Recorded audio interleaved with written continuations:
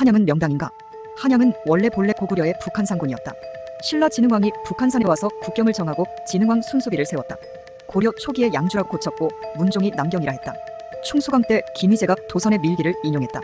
양주에 목력이라 하는 지역이 있는데 도성을 세울 만하다 하니 남경으로 선도하기를 청합니다.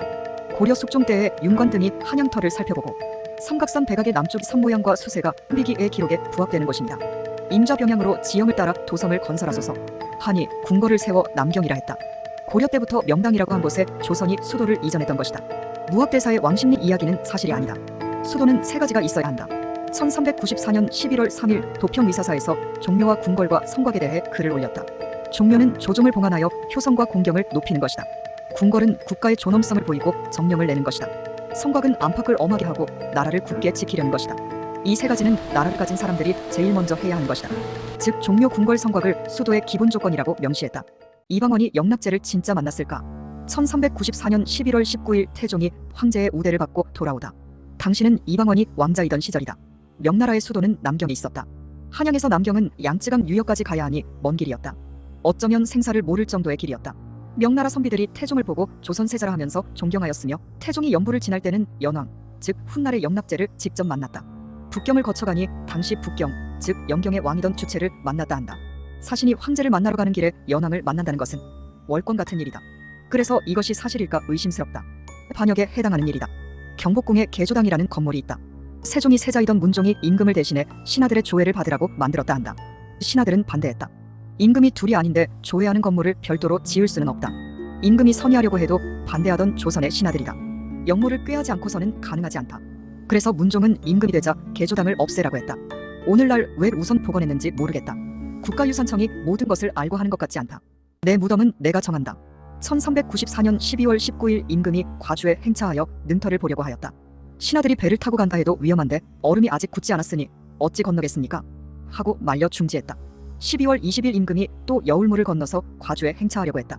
신하들이 어제도 말렸는데 엄동추위에 말이 혹시나 실족하면 대책이 없습니다. 하고 말리니 또 중지하였다. 과주는 현재의 과천 부근이다. 한양으로 수도를 정해서 공사 중이니 태조는 무덤 자리를 보려고 한 것이다. 임금이 살아있을 때 무덤을 정하는 것을 수lum이라고 한다. 중국 황제는 즉위와 동시에 무덤 공사를 시작한다. 그들은 살아있을 때와 비슷하게 궁전을 짓는다. 그래서 수lum이라기보다는 수궁에 가깝다. 조선은 대개 무덤 자리만 보았다. 실제 공사는 임금이 돌아가신 후 시작된다. 그럼 태조는 과천에 묻혔을까? 사후의 일은 살아있는 실제 권력자에 의해 결정된다. 태종은 태조의 뜻과 상관없이 건원능, 현재의 구리시 동구릉에 모셨다. 태조가 본인의 무덤 자리를 보고 명당이라고 근심을 잊었다는 마무리고개의 전설은 역시 사실이 아니다. 일본이 대장경을 달라고 조르고 조르다. 1394년 12월 26일 일본국 진서절도사 원효준이 사신을 보내어 대장경을 청구하였다. 불교를 숭상한 일본은 조선 건국 초부터 8만 대장경판에 집착했다. 그래서 정기적으로 예물을 바치고 대장경을 달라고 요청했다. 조선인 포로를 보내면서 대장경을 달라고 애걸했다. 이들은 대장경이 갖는 가치를 알고 있었기 때문이다. 자꾸 요구하니 태종 때는 아예 대장경판을 통째로 내줄 뻔도 했다. 다행히 신하들의 반대로 이루어지지 않았다. 결국 대장경 인쇄본이 몇 차례 조선에서 일본으로 넘어갔다. 태종 때는 일본이 감사의 표시로 코끼리를 선물로 보내왔다. 코끼리는 정도전 집터인 사복시에서 길렀지만 골치덩어리였다. 사람을 밟아 죽이고 먹는 것도 엄청나 귀양을 보내기도 했다. 코끼리가 무슨 죄가 있을까? 사람들이 문제였을 것이다. 대장경에 집착했던 일본의 속셈은 현대에 드러난다. 2021년 일본은 8만 대장경 인쇄본을 일본의 유네스코 기록유산으로 등재하려 시도했다. 비록 탈락했지만 우리 문화재인 대장경을 일본이 유네스코 유산으로 등재하겠다는 속셈은 버리지 않고 있다. 고려사를 편찬하다. 1395년 1월 25일 정도전과 정총 등이 고려의 태조부터 공양왕에 이르기까지 37건의 고려사를 편찬하여 바쳤다. 건국 후 조선 왕조는 전례대로 전 왕조의 정사를 편찬했는데 이것이 고려사이다. 태조 때의 작업은 역사가의 저술이라기보단 역사서들을 모아 편집하는 자료집 편찬에 가까웠다. 실제 고려사는 문종대에 137건으로 완성된다. 조선 초정도전 등이 정리한 고려사는 편년제였다. 앞나라의 역사를 편찬하면 부정적인 방향으로 서술되게 마련이다. 그래야 새로운 나라의 정당성이 확보되기 때문이다. 역사서술은 사마천의 사기와 같은 기전체 방식과 조선왕조실록 같은 편년체 방식으로 구분된다. 초기 고려사는 편년체 방식으로 서술되었다. 편년체 역사서는 방대한 사료가 필요하다. 오랫동안 사료를 모아 분류하고 편찬 방향을 토론한 후에 만드는 것이다. 그러나 초기 고려사의 편찬은 1년이 채 되지 않았다. 당장에 태조가 상을 내리기는 했다. 그러나 보완의 필요성이 대두되었다. 그래서 몇 차례 개정을 거쳐 고려사는 문종 때가 돼서야 완성된다. 피죽도 한 그릇 못 먹었느냐? 1395년 2월 27일 임금이 서봉 밑에 거둥하여 사직단 쌓는 것을 보았다. 서봉은 인왕산을 의미한다. 조선은 종묘 사직 중에 사직을 한양의 서쪽에 건설하였다. 사직단은 토지의 신인사, 곡식의 신인직에게 제를 올리는 곳이다.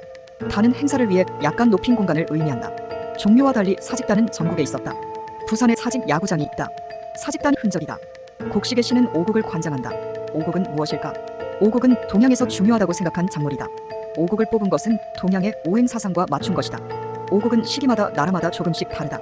조수수기장 피, 콩, 쌀보리 등을 혼재해서 고른다. 그중 피, 사람 피가 아니라 곡식 피이다. 현대 농사는 벼보다 삐 중 올라온 피를 뽑아버린다. 경제성이 떨어져서 잡초처럼 뽑아버리지만 피는 원래 벼의 한 종류로 가장 먼저 자라는 작물이었다. 가을 수확 전 배고픈 백성은 피를 걷어서 죽이라도 끓여 버티었다. 피죽도 한 그릇 못 먹었느냐 하는 이야기가 있다. 이렇게 백성의 삶과 직결된 사직을 당연히 임금은 돌아보아야 했다. 맹자를 사랑한 정도전. 1395년 3월 13일 세자의 스승 정도전이 맹자를 강의하였다. 저울은 비워두었다가 물건을 기다리는 것인데 사람의 마음도 이와 같습니다. 세자께서는 정밀하게 살피소서. 세자는 이방석이다. 이방석을 선택한 정도전은 어린 세자를 잘 교육시키면 훌륭한 임금이 될 수 있다고 생각했다. 정도전은 맹자를 좋아했다. 맹자는 공자와 결이 다르다. 공자의 하늘은 임금이지만 맹자의 하늘은 백성이었다. 맹자는 임금도 덕을 잃으면 갈아치울 수 있다고 했다. 부친상으로 영주에 내려간 정도전에게 정몽주는 맹자를 선물했다. 맹자는 백성이 귀하고 다음이 임금이라고 말했다. 맹자를 읽으면서 정도전은 혁명을 생각했다. 민심을 얻으면 백성이 복종하지만 민심을 잃으면 백성은 임금을 버린다. 명나라 황제 주원장은 이런 맹자를 싫어했다. 문묘에서 맹자를 빼고 책을 불태우라고 했다. 정도전에겐 백성이 중심이라는 맹자의 사상이 담겨있다. 이런 마음으로 세자 교육을 하고 이상적인 임금을 만들어내려고 했다. 그러나 이방원이 일으킨 왕자의 난으로 정도전의 꿈은 사라지고 말았다.